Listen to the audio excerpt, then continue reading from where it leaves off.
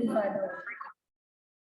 So first question of the second chapter, sexual reproduction, we have studied is perisperm. What is perisperm?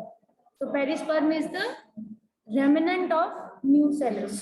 This answer is correct because you have studied that perisperm थोड़ा सा part है, यहाँ nucleus लिखा है but होता nucellus। जैसे आपको याद होगा ओव्यूल का स्ट्रक्चर, ओव्यूल का स्ट्रक्चर में इस तरह का स्ट्रक्चर होता है कि यहाँ पर सीड कोट्स होती हैं दो, एक आउटर सीड कोट एक इनर सीड कोट, इधर भी ऐसे ही स्ट्रक्चर होते हैं आउटर और इनर, और फिर इसके अंदर होता है एम्ब्रियो सैक। इसके अंदर एम्ब्रियो सैक, एम्ब्रियो सैक में भी जो वेजिटेटिव पार्ट होता है, वेजिटेटिव पार्ट वो न्यूसेलस होता है। वो क्या होता है, अभी मैं गूगल इमेजेस से आपको दिखा दूंगी क्लियर इमेज। Nucellus NUCELLEUS। तो अब मैं गूगल इमेज से आपको दिखाती हूँ न्यूसेलस कहाँ होता है, और न्यूसेलस में ही जो बचा हुआ पार्ट होता है वो क्या बनता है, पेरिस्पर्म बनता है। ठीक है, तो we will go to Gmail, not Gmail नहीं, Google image, and Google image में हम देखेंगे ओव्यूल का डायग्राम, ओव्यूल डायग्राम। तो ओव्यूल डायग्राम जब हम देखते हैं तो उसमें हमें पता चलता है कि देयर आर मेनी रीजन्स। ठीक है, ये बात कर रही थी मैं। तो सबसे बाहर की आउटर कवरिंग क्या है, हिलम, तो वो पार्ट है जिससे कि आपका जुड़ा हुआ है एंड ओव्यूल जुड़ा रहता है ओवरी से। हिलम तो वो पार्ट है, कनेक्टिंग पार्ट है जिससे ओव्यूल जुड़ा हुआ है प्लासेंटा से। ये प्लासेंटा की लाइन आ रही है, ठीक है, जिसे बोलते हैं कनेक्टर आ रहा है फ्यूनिकल।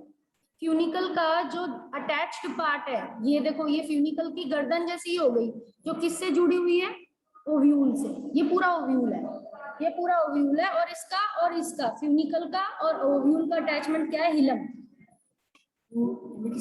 ओव्यूल, ये ओव्यूल है पूरा का पूरा, दिस होल इज ओव्यूल। अब ओव्यूल का और फ्यूनिकल का अटैचमेंट पॉइंट क्या है, हिलम।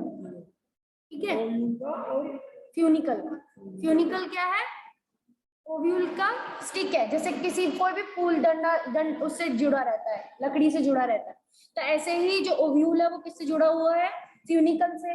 पर ओव्यूल और फ्यूनिकल जहां अटैच होते हैं उस पार्ट को क्या कहते हैं, हिलम। उसके बाद अब ओव्यूल के स्ट्रक्चर में देखेंगे तो दो इसकी कवरिंग्स होती हैं, आउटर कवरिंग और इनर कवरिंग। इन्हें इंटेग्यूमेंट्स कहते हैं। ये बीज के ऊपर कवरिंग बनते हैं, जैसे हम चना खाएं, चने के ऊपर भी जब हम उसको छीलते हैं तो उसका छिलका निकलता है, भुना चना हो चाहे ऐसे ही भिगोया हुआ चना, उसका छिलका निकलता है। वो छिलके यही होते हैं, ये जो दो लेयर्स बन रही है, एक लेयर दो लेयर, वो छिलके यही होते हैं, क्योंकि ओव्यूल बाद में जाके क्या बनता है, बीज। तो ये इनर और आउटर क्या बनती है, सीड कोट्स। फिर उसके बाद यहाँ पर एक जगह होती है, छोटा सा छेद होता है, जो क्या है, माइक्रोपाइल। माइक्रोपाइल से क्या आता है, माइक्रोपाइल से वाटर अंदर आता है। जब बीज को हम मिट्टी में डालते हैं तो वो पानी सोखेगा, पानी कहाँ से सोखता है, वो इस छेद से सोखता है, माइक्रोपाइल से। एक टाइनी सी ओपनिंग होती है माइक्रोपाइल। अब उसके बाद आपको मैं फोकस करवा रही थी न्यूसेलस, यहाँ न्यूसेलस है, ये रहा NUCELLUS।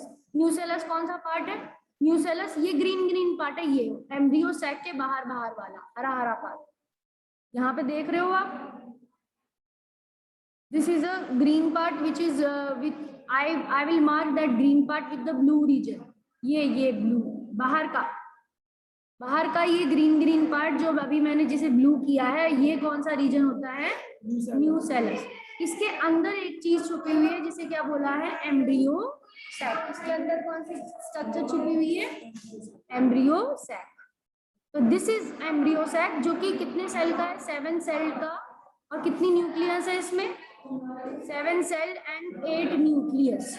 कितने न्यूक्लियस होते हैं इसके अंदर, 8 न्यूक्लियाई। ये एम्ब्रियो सैक का स्ट्रक्चर है। 3 यहाँ अरेंज हो जाते हैं एक तरफ, 2 यहाँ अरेंज हो जाते हैं, बीच में क्या होता है, एग सेल, और ऊपर क्या होता है, दो polar nuclei.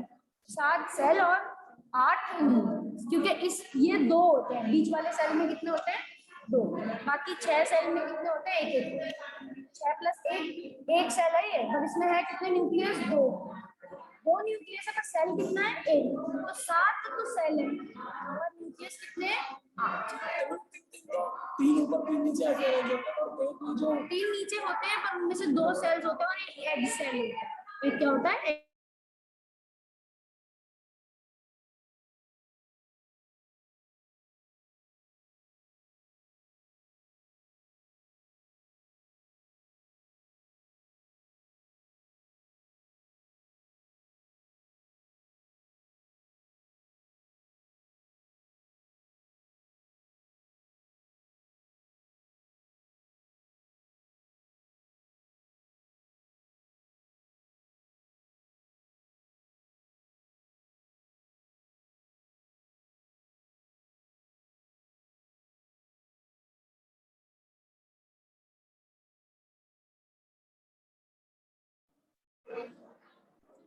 Will move to, यहाँ पे देखो ओव्यूल के सारे पार्ट्स के क्या बता रखे हैं, फंक्शन भी, नाम भी, डेफिनेशन भी। Funicle is the stalk which connects the ovule to placenta. Hilum is the point where funicle connect the ovule. Hilum वो पॉइंट है जहाँ पे फ्यूनिकल ओव्यूल से जुड़ता है। इंटेग्यूमेंट्स ये लेयर्स हैं जो ओव्यूल की लेयर होती हैं जो बाद में जाके सीड कोड बना देंगी। माइक्रोपाइल ओपनिंग है टॉप में। एंड न्यूसेलस क्या है? सराउंडिंग पेरेन्काइमेटस टिश्यू है जो कंटेन करता है मेन बॉडी ऑफ ओव्यूल को। चैलाइजा क्या है? एक एंड चैलाइजा है, एक एंड क्या है? एक माइक्रोपाइल एंड हो गया ये वाला, होल वाला, ये पोर वाला, और उसके जस्ट अपोजिट वाला चैलेज है। ऊपर वाला माइक्रोपाइल तो उसके जस्ट 180 डिग्री में नीचे वाला चैलेजल। एक तो चैलेजल की तरफ सेल्स रहते हैं, माइक्रोपाइल की तरफ सेल्स रहते हैं, और बीच में ये पूरा एक स्ट्रक्चर रहता है एम्ब्रियोसाइट जिसके अंदर एक्चुअली में एग होता है। इसके अंदर क्या होता है? Egg cell. एम्ब्रियोसाइट देखो क्या लिखा है एम्ब्रियोसाइट के लिए। What line is written for embryo sac? It is present in the nucellus. It contain female gamete called egg. Actually में egg किसके अंदर होता है? एम्ब्रियो सैक के अंदर। और एम्ब्रियो भी जब बनेगा जाइगोट से तो वो किसमें बनेगा? एम्ब्रियो सैक में ही बनेगा, इसीलिए उसका नाम भी क्या है? ये इसके अंदर जाइगोट डेवलप होके क्या बनने लगेगा? एम्ब्रियो। एम्ब्रियो बन जाएगा सैक के अंदर, एम्ब्रियो बन जाएगा आफ्टर फर्टिलाइजेशन जाइगोट से। क्योंकि जाइगोट वहीं पे नहीं रुकता, जाइगोट आगे आगे डिवाइड करता रहता है और क्या बना लेता है? एम्ब्रियो। एम्ब्रियो के अंदर छोटी सी स्टेम भी होती है, छोटी सी रूट भी होती है, तभी तो हम बीज को बोते हैं तो पौधा बनता है। क्योंकि बीज के अंदर एक छोटा सा पौधा छुपा होता है, वो छुपा किसके अंदर है? एम्ब्रियो। जो एम्ब्रियो ह्यूमन बेबी बनता है वो कैसे बनता है? जब जाइगोट होता है धीरे धीरे एम्ब्रियो बनता है, ब्लास्टुला, मोरुला, उसमें क्या आते हैं? चेंजेस आते हैं। 9 महीने में पूरा, फिर धीरे धीरे ऑर्गन बनने लगते हैं, सब चीज डेवलप। किससे डेवलप हुआ? ऐसे ही पौधों का हिसाब है। पौधा भी क्या है? जीवी तो है। प्लांट भी क्या है? एक लिविंग ऑर्गेनिज्म है। ठीक है, तो वही बात है। तो हमारा क्वेश्चन था कि पेरिस्पर्म क्या है? तो रेमिनेंट ऑफ न्यूसेलस। न्यूसेलस यानी इस ग्रीन ग्रीन पार्ट के, जो बाहर का ग्रीन ग्रीन पार्ट है, इसका बचा हुआ पार्ट क्या होता है? पेरिस्पर्म। क्या बता? ग्रीन ग्रीन पार्ट का बचा हुआ ग्रीन ग्रीन पार्ट बीज में पेरिस्पर्म बन जाता है। जब बीज बनता है तो ग्रीन ग्रीन पार्ट पेरिस्पर्म बन जाता है। ठीक है, अब हमारा कॉन्सेप्ट क्लियर हो गया। अब हम देखते हैं next question. Which of the following is a case of parthenogenesis? Parthenogenesis का क्या केस है इनमें से? Which of the following is a case of parthenogenesis?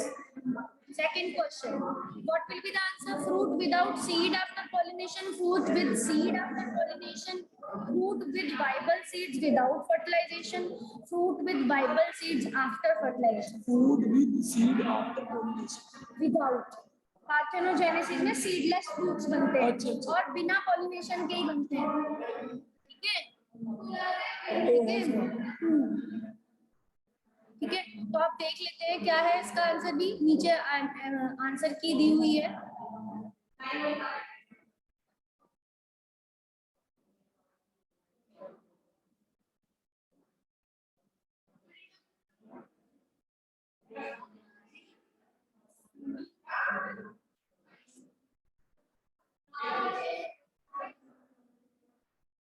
इसमें असर्शन रीजन भी है आपके, और केस बेस्ड स्टडी भी है, सब है। इन्हें नोट डाउन करने की जरूरत थोड़ी है। नोट डाउन करने की जरूरत, ये रहा, बहुत जल्दी ऊपर चला।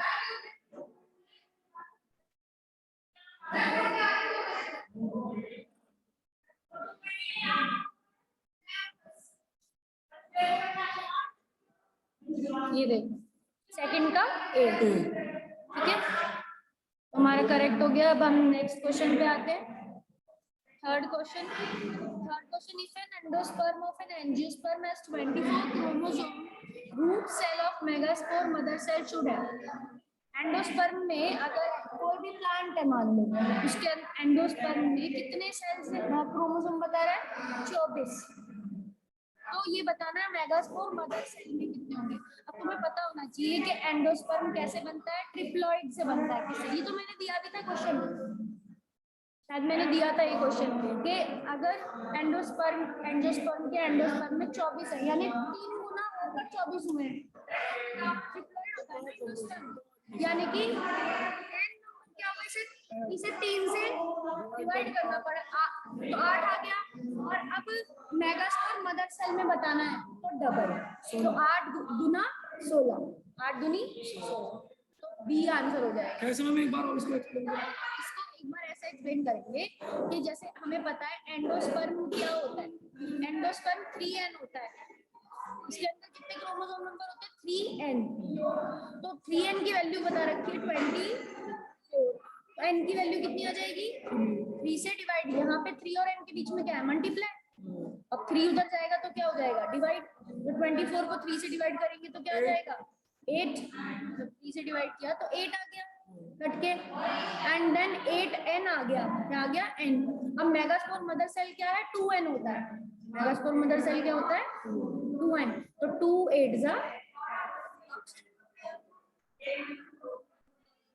ये हो जाएगा, इसमें क्या ऑप्शन हो जाएगा 2 8 जा 16, तो 16 will be the correct option के मेगास्पोर मदर सेल में 16 होते हैं। अनुष्का समझ में आ रहा है आपको? Are you understanding? Tell in the chat if you don't want to unmute yourself. Otherwise, unmute yourself and tell me whether you are understanding or not. Is it clear? कैसे आया 16? Now question number 4th. How many meiotic divisions needed for forming 100 grains of wheat?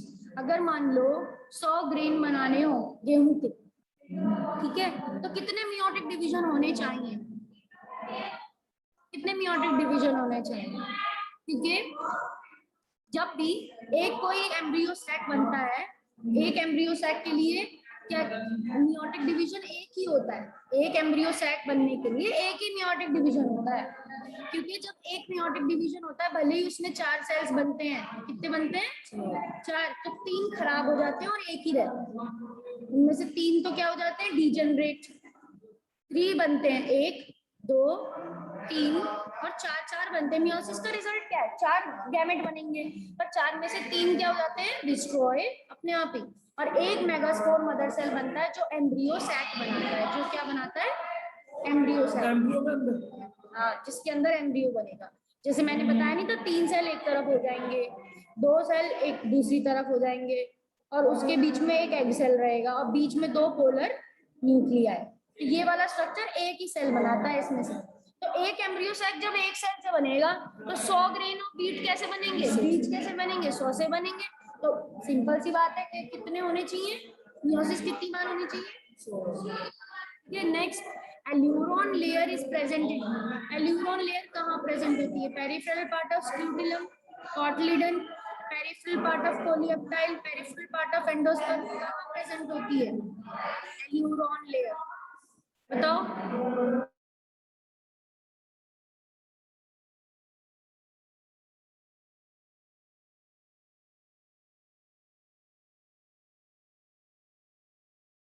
Aleurone layer actually में embryo की layer है, किसकी layer है, अभी हमारा embryo का मैंने बताया था, एम्ब्रियो सैक में क्या बनता है एम्ब्रियो, जब फर्टिलाइजेशन हो जाती है तब बीज भी वही बनेगा, ओव्यूल भी बाद में क्या बन जाएगा बीज बन जाएगा। बीज के अंदर मैंने बोला बेबी प्लांट भी होता है, यानी उसके अंदर कॉटलिडन भी होता है, उसमें छोटी रूट होती है, छोटी स्टेम होती है, दो कॉटलिडन वाले, एक कॉटलिडन वाला मोनोकॉट, उसी में एल्यूरोन लेयर होती है मोनोकॉट वाले बीज, इसमें मोनोकॉट, डाइकॉट में नहीं मिलती है एल्यूरोन लेयर, किसमें मिलती है, तो अभी हम डायग्राम देखते हैं मोनोकॉट सीड का, उससे हमें एल्यूरोन लेयर समझ में आएगी।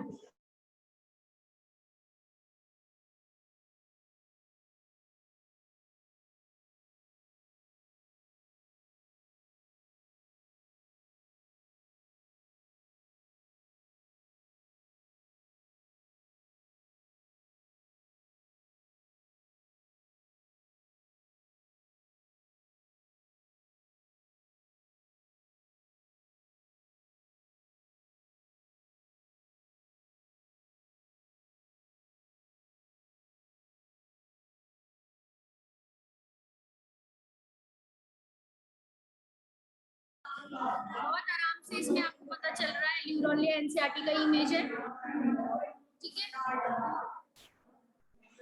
Structure of monocot seed, can you see seed coat, fruit wall, ठीक है, सीड कोट है, फ्रूट बॉल है, रिजर्व एंडोस्पर्म है इसमें, यहाँ एंडोस्पर्म है, ठीक है। इसकी सीड कोट पूरी कवरिंग होगी, फुल कवरिंग, एक ही बीज है तो एक ही सीड कोट हो रही है।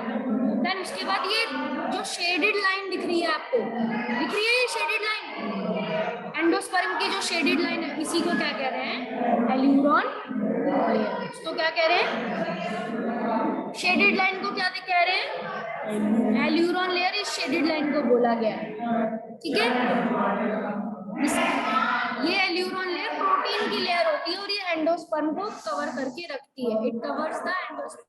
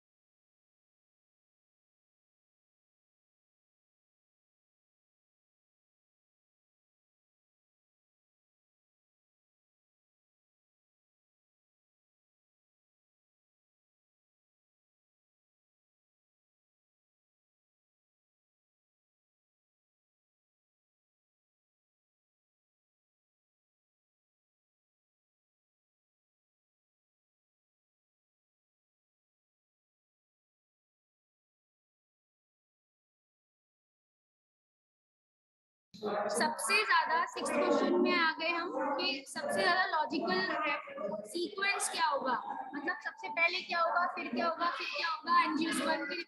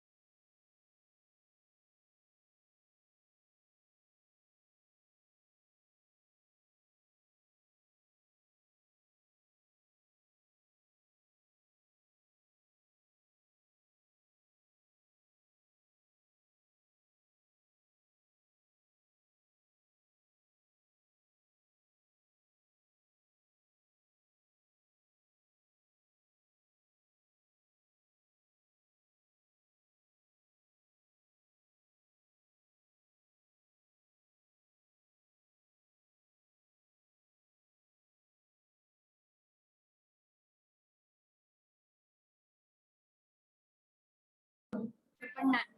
तो 6 का हमें ए बिल्कुल करेक्ट लग रहा है, pollination, fertilisation, seed formation and germination.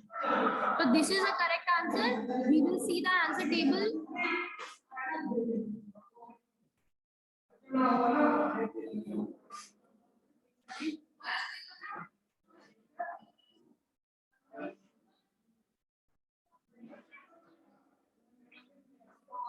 ऊपर चला गया नहीं,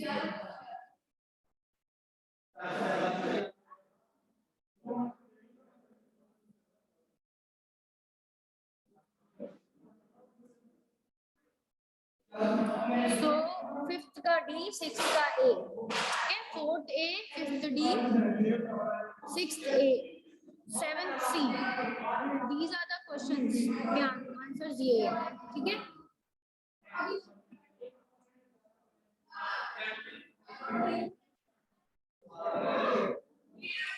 तो 6th का ए हमारा करेक्ट है।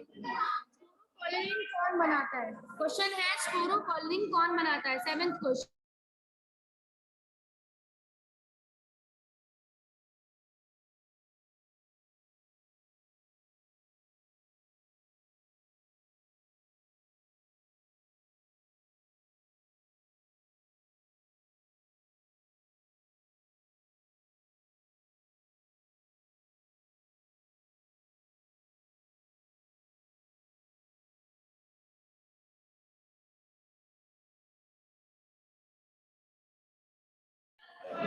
और देख लेते हैं इस तरफ को ड्रैग करके, साइटोप्लाज्म, सी ऑप्शन है, साइटोप्लाज्म ऑफ टेपिटम।